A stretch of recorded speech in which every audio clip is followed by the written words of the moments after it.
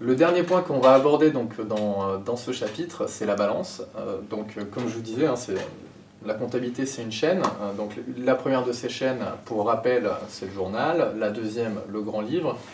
Et en fait, ce qui va pas totalement clôturer, puisqu'il reste encore des choses derrière, mais qui va être un des derniers documents comptables, c'est la balance. Et la balance, elle, en fait, elle va simplement permettre, donc elle va reprendre bien sûr les soldes qui sont présents dans le grand livre, hein, d'accord, donc c'est une continuité de chaîne. Ça va reprendre donc tous les soldes de mon grand livre, et ça va pouvoir me permettre de mettre en évidence en fait les erreurs s'il y en a, grâce en fait à la présentation donc, de cette balance qui met en évidence, si vous voulez, donc le total de mes crédits et le total de mes débits. Si à la fin ces deux totaux ne sont pas pareils, ne sont pas égaux, c'est que forcément il y a eu une erreur quelque part. Et donc justement, la balance, moi, me permet de savoir si j'ai commis une erreur dans mes écritures comptables.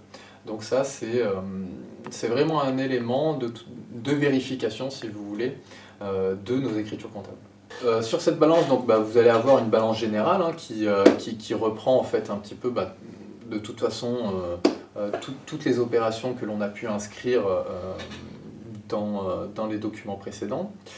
Donc ça, c'est la balance générale. Simplement, il va y avoir une autre balance, c'est donc ce qu'on appelle une balance auxiliaire, et qui, elle, va faire référence donc uniquement aux opérations donc, qui sont liées à nos fournisseurs et à nos clients. D'accord ? Simplement, lorsque moi, mes fournisseurs me donnent un délai de paiement, et simplement, voilà, toutes ces opérations-là seront catégorisées dans la balance auxiliaire. De même pour mes clients, qui eux bénéficient d'un délai de paiement, et donc en fait pour bien mettre en évidence et pour avoir un bon suivi en fait finalement de ces délais, on va pouvoir créer une balance auxiliaire qui sera destinée uniquement à nos fournisseurs et à nos clients, pas les autres catégories. Ensuite on va avoir donc la balance AG. La balance AG en fait, elle fait référence à la balance auxiliaire. Simplement, il va y avoir des informations supplémentaires qui seront donc, qui vont permettre une meilleure gestion du suivi des délais de règlement ou des délais de paiement. Donc en fait, toujours, hein, ça concerne les fournisseurs et les clients, mais on aura des informations un peu plus précises sur les délais, à partir de quand je dois payer et à partir de quand je suis en retard. Et à partir de quand mes clients sont en retard de paiement.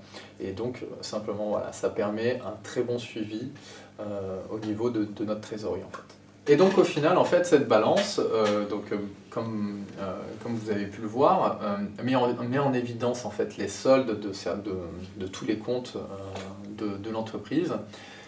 Et ces soldes en fait seront tous transférés donc soit au bilan quand ça concernera des comptes de bilan, et donc les autres iront directement donc, dans le compte de résultats quand ça concernera le compte de résultats. Donc finalement, tout ce que vous allez retrouver comme données au bilan et au compte de résultats, ce sont simplement les soldes qui sont déjà, eux, mis en exergue dans la balance.